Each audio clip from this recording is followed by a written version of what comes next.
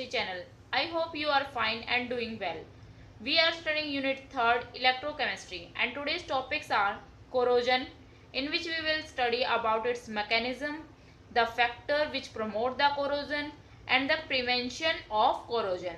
Let's start. Corrosion.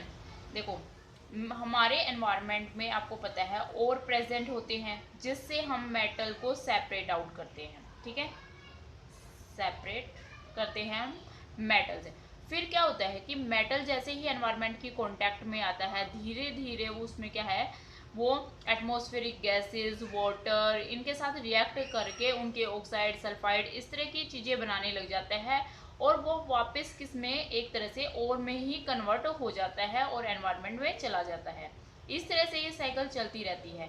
और से metal separate out करते हैं हम, मेटल से फिर और बन जाता है, ठीक है। कोई चीज़ कहीं पर मतलब है तो नेचर में ही, कोई चीज़ बनती थोड़ी है अलग से, वो एक फॉर्म से दूसरी फॉर्म में कन्वर्ट ही होती है। तो और से मेटल बन जाता है, फिर हम मेटल से फिर से और बनता रहता है, ठीक है।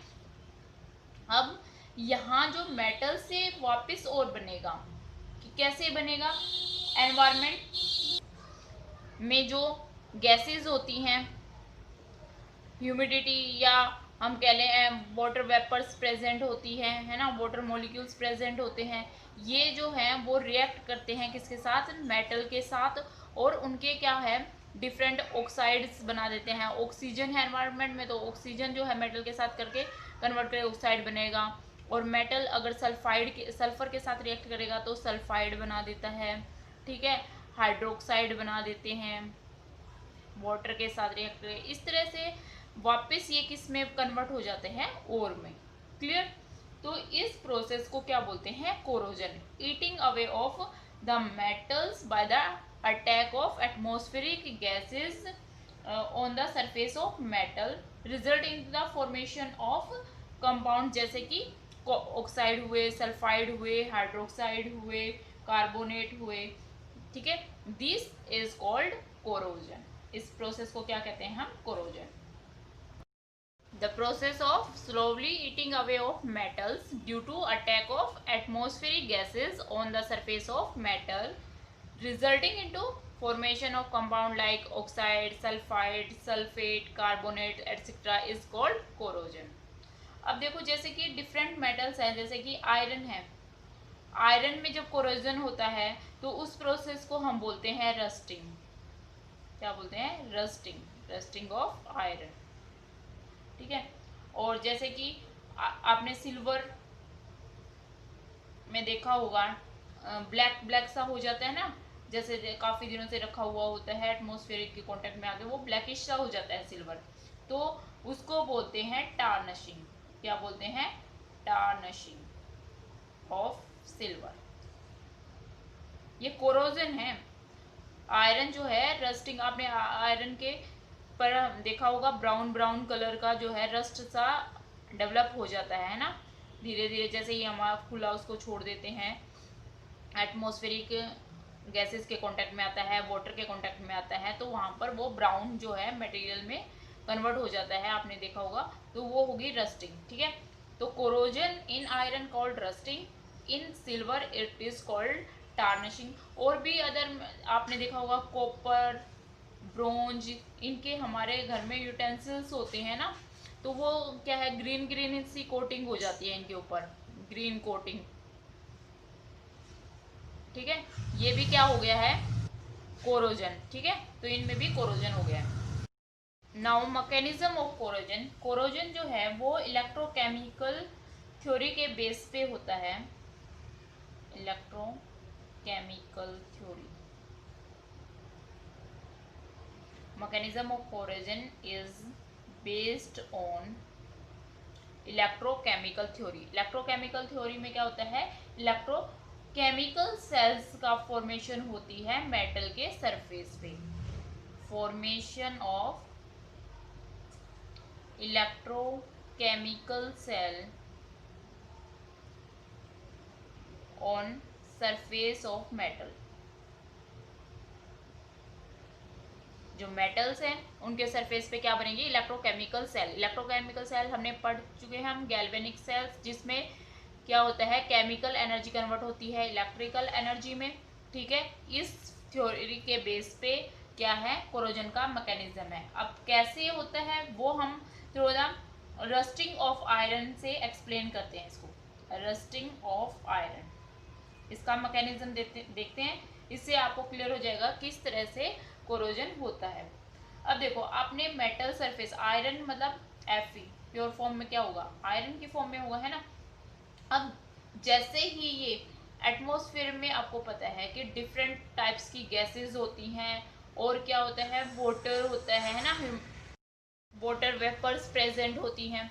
तो क्या होता है, वाटर फर्स्ट स्टेप है, स्टेप वाइज करते हैं हम। वाटर वेपर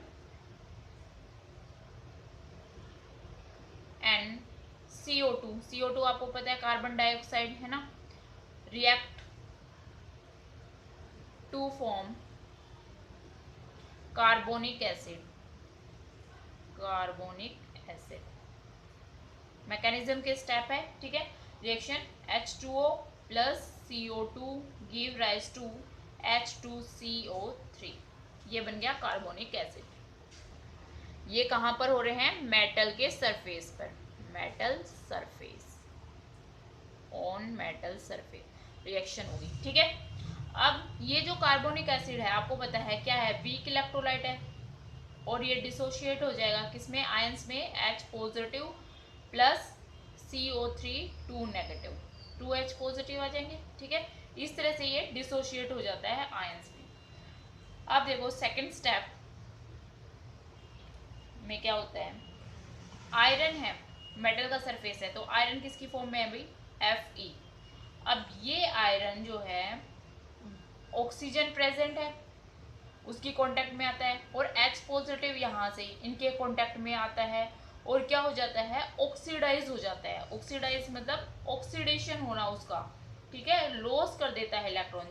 आयरन मेटल था, ठीक है, तो इसमें हम लिखेंगे iron when comes in contact with oxygen and H positive ions. H positive ion कहाँ से आए, यहाँ से, और ऑक्सीजन एनवायरमेंट में है, अंडरगो ऑक्सीडेशन। अब ऑक्सीडेशन कैसे होगा, Fe जो है वो किस में लॉस कर देगा 2 इलेक्ट्रॉन, और Fe 2 पॉजिटिव में कन्वर्ट हो जाएगा, ठीक है। Fe तो हो गया ऑक्सीडेशन।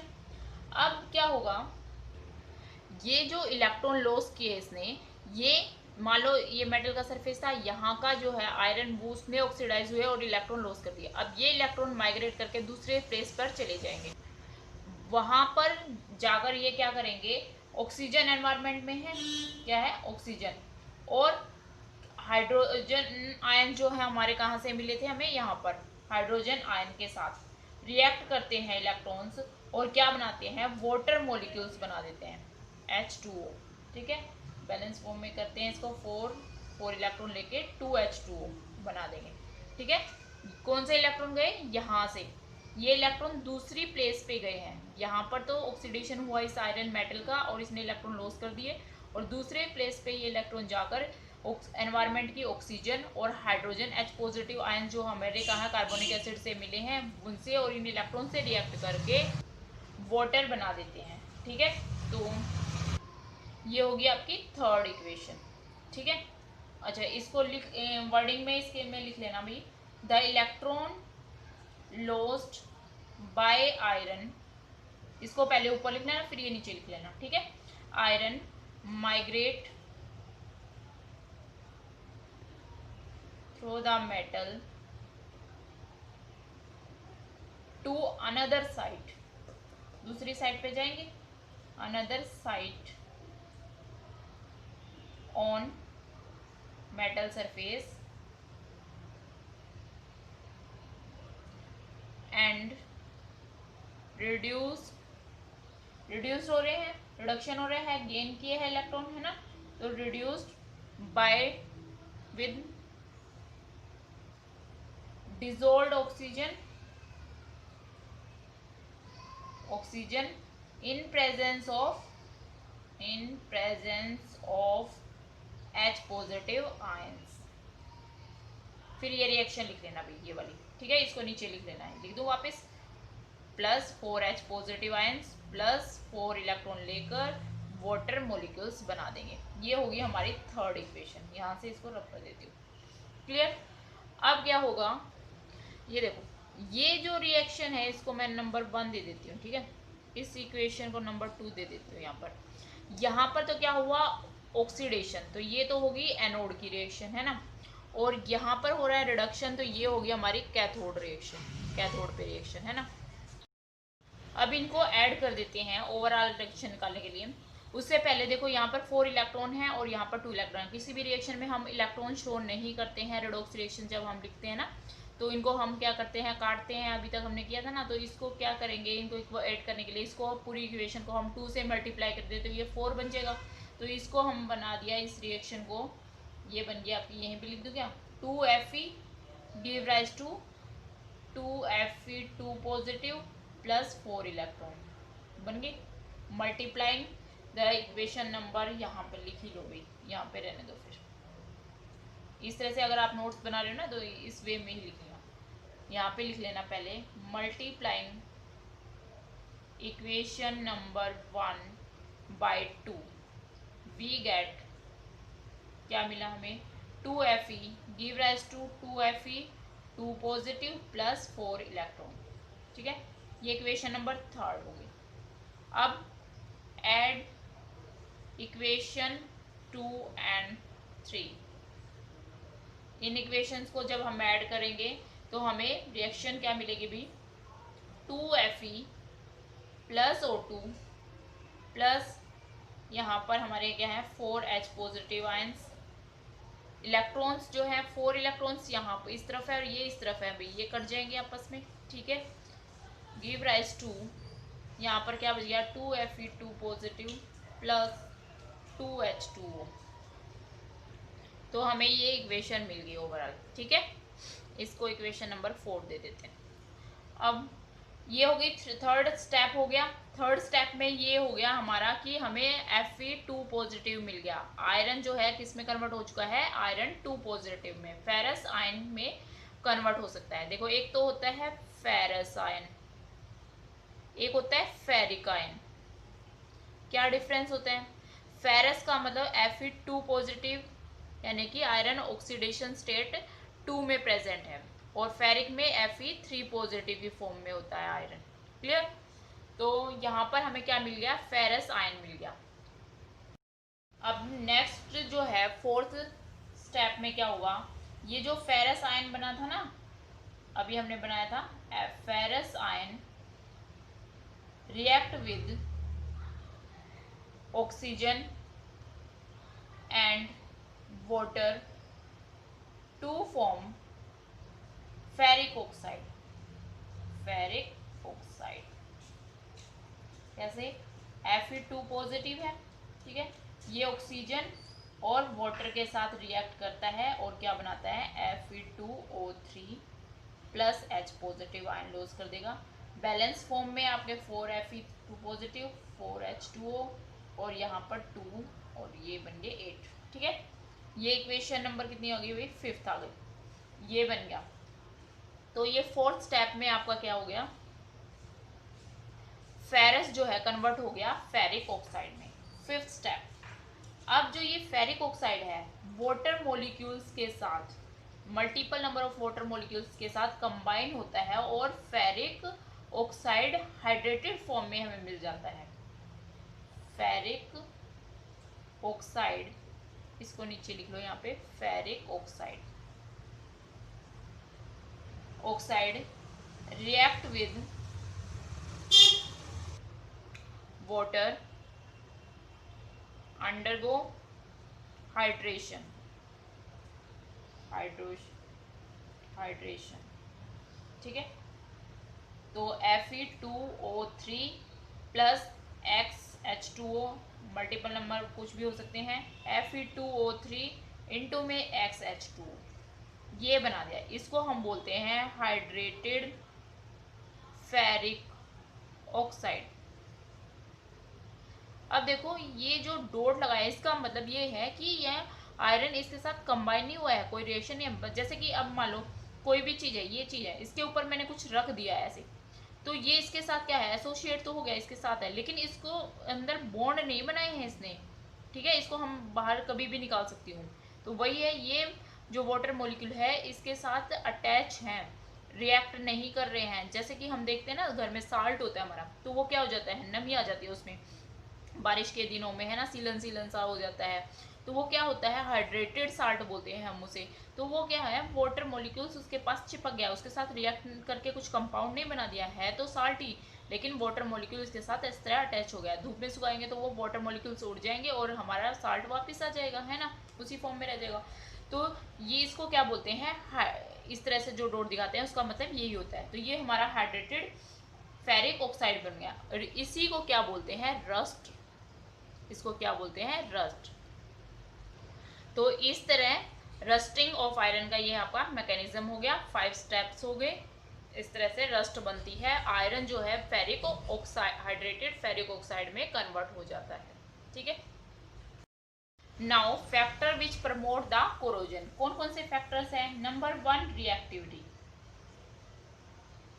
ऑफ मेटल, जितना कोई भी मेटल रिएक्टिव होगा वो उतना ही ज़्यादा क्या करेगा, एनवायरनमेंट के एटमॉस्फेरिक गैसेस हुई या जो हमारा वाटर मॉलिक्यूल्स हैं उनके साथ रिएक्ट करेगा और किस में कन्वर्ट हो जाएगा, कोरोजन हो जाएगा उसके अंदर, ठीक है, रस्टिंग हो जाएगी, आयरन है तो टार्निशिंग हो जाएगी, सिल्वर है तो जितनी ज़्यादा रिएक्टिविटी होगी उतना ज़्यादा वो रिएक्ट करेगा, ठीक है। सेकेंड स्टेप जो पॉइंट है आपका, presence of air and moisture, presence of air and moisture. अभी आपने देखा कि एयर की बहुत ज़्यादा ज़रूरी है और मॉइस्चर की भी, दोनों चीज़ें होनी चाहिए। अगर खाली एयर एयर है तो देखो रस्ट नहीं होगा, ठीक है। आयरन आपने देखा होगा जब ज़्यादा रस्टिंग कब होती है भाई, बारिश के दिनों में होती है, जब सीलन सीलन सी होती है, नमी होती है हमारे एनवायरनमेंट में, तभी रस्टिंग के चांस ज़्यादा होते हैं। वैसे अगर जब गर्मियों के दिन होंगे तो उसमें रस्टिंग नहीं होती है क्योंकि वहाँ पे मॉइस्चर कम होता है। तो एयर और मॉइस्चर दोनों ही फैक्टर रिस्पॉन्सिबल है, खाली मॉइस्चर की वजह से भी नहीं होगी, अगर एयर नहीं है सिर्फ मॉइस्चर है तो भी नहीं होगा रस्टिंग, ठीक है। अगर खाली आपका एयर एयर है मॉइस्चर नहीं है तो भी नहीं होगी, दोनों ही जरूरी है, ठीक है, तभी हो गई। थर्ड है आपका strain in metal, strain in metal मतलब देखो जहां पर स्ट्रेन, खिंचाव, कुछ तनाव सा होता है। अब आप कोई भी आयरन की पाइप आपने देखी होगी इस तरह से, मान लो घर पे, तो उस पे रस्ट कम चांस लगती है, लेकिन जैसे ही जहां बैंड होता है ना इस तरह से, यहाँ स्ट्रेन, यहाँ पर रस्टिंग होती है, आपने देखी होगी इन पे भी, जैसे हमारे नल वगैरह होते हैं उसके जो ज्वाइंट होते हैं वहां पर आपने ब्राउन ब्राउन से रस्टिंग देखी होगी, है ना, लेकिन बीच में नहीं दिखाई देती है। तो जहां पर स्ट्रेन होता है वहीं पर रस्टिंग जो है वो या कोरोजन जो है उसके चांस ज़्यादा होते हैं, ठीक है। नेक्स्ट है प्रेजेंस ऑफ इम्प्योरिटीज, भाई इम्प्योरिटीज होगी तभी रस्टिंग होगी। प्योर मेटल जो है उसमें इतनी ज़्यादा रिएक्शन नहीं होती है, इम्प्योरिटीज की वजह से वो ज़्यादा रिएक्ट करता है। जैसे एनवायरनमेंट की में से आपके जैसे कोई मेटल है उसमें कुछ मिलावट हुई है तो उसके चांस ज़्यादा होते हैं रस्ट होने के या कोरोजन होने के उनमें। नेक्स्ट है प्रेजेंस ऑफ इलेक्ट्रोलाइट, ये तो आपने देखा, इलेक्ट्रोलाइट तो बहुत ज़रूरी है, अगर इलेक्ट्रोलाइट नहीं होगा तो रस्टिंग या आपका कोरोजन नहीं होगा, ठीक है। तो जैसे कि अगर हम एग्जांपल लें आयरन का, अगर प्योर वाटर है तो वहां पर कम चांस है आयरन के रस्ट होने के, ठीक है, as compare to saline water. जहाँ देखो जमीन से जो पानी आता है, ठीक है, वो सैलाइन वाटर होता है आपको पता है, और वहाँ पे हमारे हैंडपम्प वगैरह उसमें रस्टिंग के चांस ज़्यादा होते हैं, ठीक है, रस्ट हो जाता है। लेकिन जो सप्लाई के पानी आता है, प्योर वाटर आता है, वहाँ पर कम चांस होते हैं आयरन के रस्ट होने के। तो इलेक्ट्रोलाइट की बहुत ज़्यादा ज़रूरत है। तो ये फैक्टर्स हैं जिनकी वजह से क्या होता है, कोरोजन होता है। अब कैसे हम प्रिवेंट कर सकते हैं कोरोजन, कैसे हम कोरोजन से बच सकते हैं? नंबर 1, देखो मेटल जो सरफेस है अगर हम उस पर पेंट कर दें, कोटिंग बाय पेंट कर देते हैं तो एक कवरिंग बन जाती है उसके ऊपर, है ना। तो वो उसके कांटेक्ट में, बाहर के एटमॉस्फेरिक कांटेक्ट में नहीं आएगा, तो उसमें कोरोजन नहीं होता है। ठीक है। दूसरा, by applying oil and grease. अब ऑयल की लगा देंगे तो भी क्या है, वो देखो ऑयल और वाटर एक दूसरे से रिप्लेंट होते हैं, है ना, वो अट्रैक्ट नहीं करता है, तो वहां पर उसके कांटेक्ट में नहीं आएगा। ये भी एक लेयर की फॉर्म, बैरियर का ही काम करता है। मेटल सरफेस और एटमॉस्फेयर के बीच में एक बैरियर का काम करता है ऑयल एंड ग्रीस। ठीक है। और कैसे कर सकते हैं हम, कोटिंग कर सकते हैं दूसरे मेटल्स की, कोटिंग ऑफ अदर, जो कि लेस कोरोड हो, मतलब बहुत कम रिएक्टिव हो, रिएक्शन उसमें ना हो। ठीक है। Other less reactive metal, more reactive metal है उस पर लेस रिएक्टिव मेटल की अगर हम कवरिंग कर देंगे तो भी हम जो है बच सकते हैं उसके कोरोजन से। ठीक है। जैसे कि जिंक है, मोस्टली जिंक के ऊपर जिंक को की कवरिंग की जाती है, covering zinc on met iron, iron जो है उस पे जिंक की कवरिंग कर दी जाती है।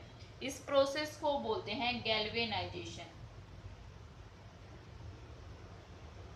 Coating of zinc metal on iron is called galvanisation.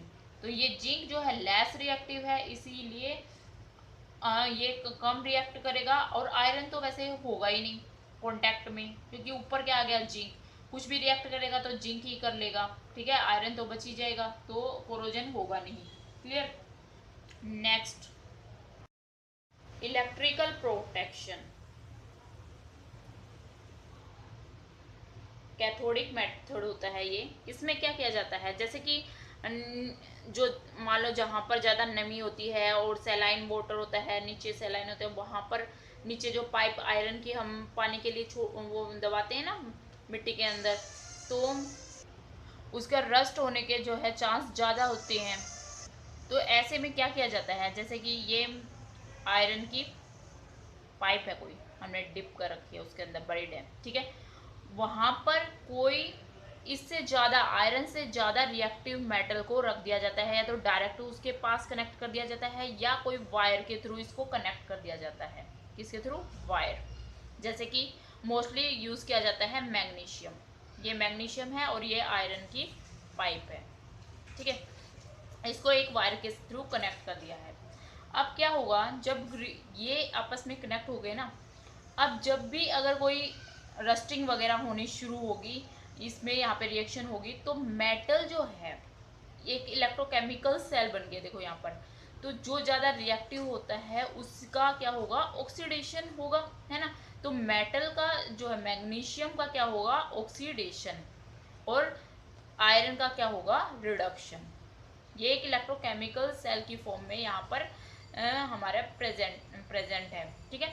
तो यहाँ पर जो मैग्नीशियम है उसमें क्या हो जाएगा, उसका ऑक्सीडेशन होगा, और मैग्नीशियम का ऑक्सीडेशन मतलब Mg जो है वो कन्वर्ट हो जाएगा Mg2 positive by loss of 2 electron.